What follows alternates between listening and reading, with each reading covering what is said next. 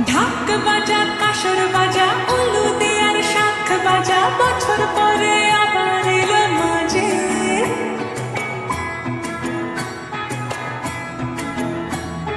পুজো পুজো